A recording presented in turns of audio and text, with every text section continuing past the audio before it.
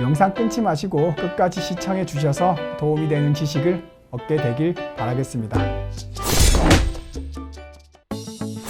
안녕하세요. 교통사고 전문업범 윤앤리의 윤태중 변호사입니다. 오늘은 신호등 없는 횡단보도에서 사고를 당하여 혼수 상태에 빠졌다가 얼마 후 사망에 이른 피해자분을 조력한 사건에 대해서 말씀드리고자 합니다.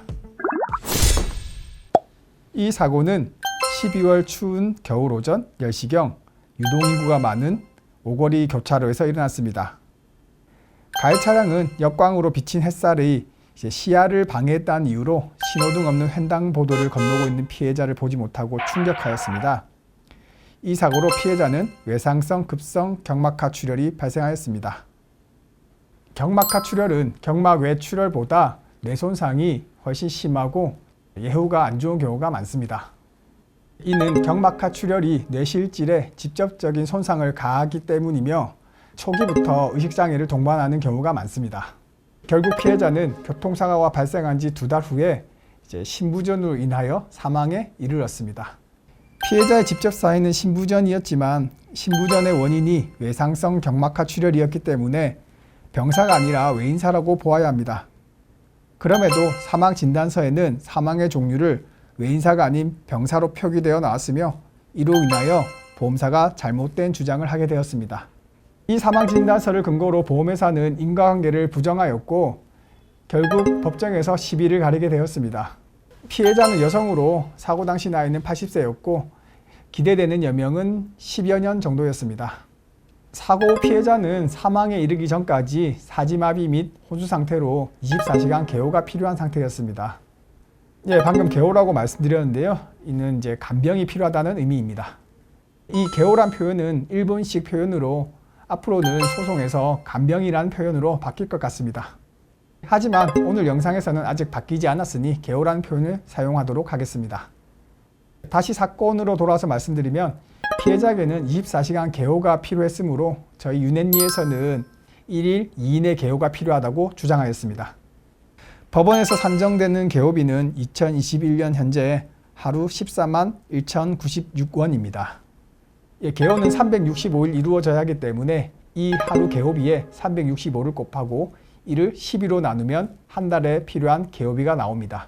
그렇게 되면은 1인 개호를 인정받게 되면은 대략 월 429만 원이 인정되며 2인 개호가 인정된다면은 월 858만 원의 개호비가 인정되게 됩니다. 이 사건 당시 하루 보통 인부의 노임은 12만 5천 원 정도였기 때문에 방금 말씀드린 개호비보다는 다소 낮게 개호비가 책정되었습니다. 피해자 연령은 80세였기 때문에 저희 윤앤리에서는 방금 말씀드린 개호비 그리고 위자료 그리고 장례비를 포함해서 1억 1,500만 원을 손해배상 금액으로 청구하게 되었습니다. 저희 윤앤리가 피해자 유족을 대리하여 청구한 이 금액에 대해서 보험사는 부당하다는 이유로 받아들이지 않았습니다. 가해자 측은 비록 횡단보도 사고였지만 사고 당시 햇살 때문에 눈이 부셔서 시야가 방해받았기 때문에 피해자 측 과실을 20%로 인정해야 된다는 황당한 주장을 하였습니다. 하지만 이는 가해자 측 사정일 뿐이므로 사실 저희가 인정하기에는 어려운 주장이었습니다. 최근에 신호등 없는 횡단보도에서 발생한 교통사고에 대하여 대법원 판례가 나와서 이를 잠깐 소개해드리고 가겠습니다. 지난 1월 대법원은 신호등 없는 횡단보도에서 7살 아이를 다치게 하여 기소된 택시기사의 행위가 12대 중과실에 해당되어 형사처벌 대상이라는 판결을 내렸습니다. 이 사건 1심은 신호등 없는 횡단보도 사고까지 12대 중과실로 보기는 어렵다고 판단하였습니다.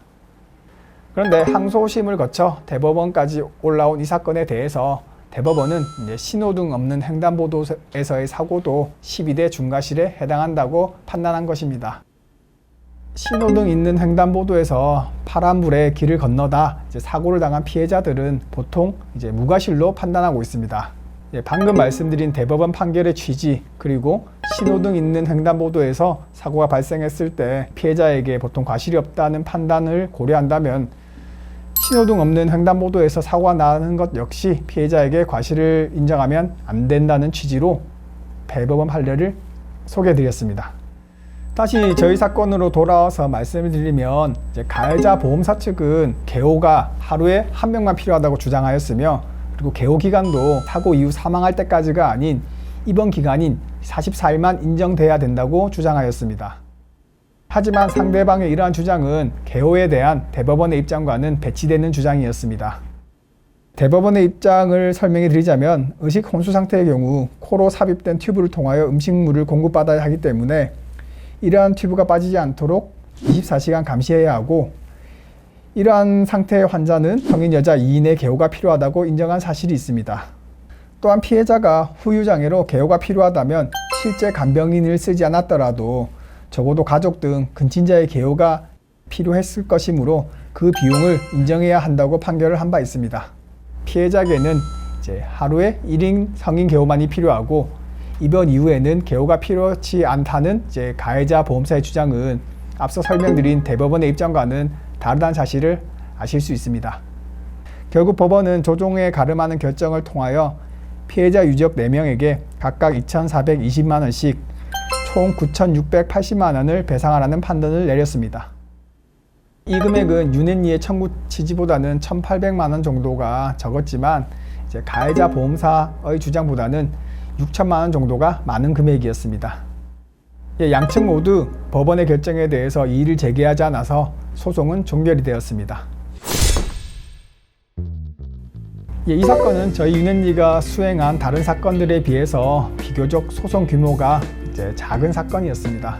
하지만 그 사망 진단서에 병사로 기재되었음에도 불구하고 이제 교통사고로 인하여 사망에 이른 이제 인과관계가 인정된 점, 그리고 사고 후 사망까지 개호비가 전부 인정된 점, 그리고 신호등 없는 횡단보도에서 피해자에게 과실이 얼마나 산정되는지 등 이제 교통사고에서 중요한 쟁점들이 많은 사건이라 오늘 소개해 드렸습니다.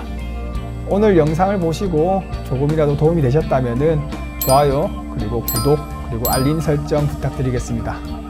안전한 교통사고 피해자의 권익에 최선을 다하는 교통사고 전문업범 윤앤리가 될 것을 다짐하면서 오늘 영상을 마치겠습니다. 지금까지 의사 출신 변호사 윤태중이었습니다. 고맙습니다.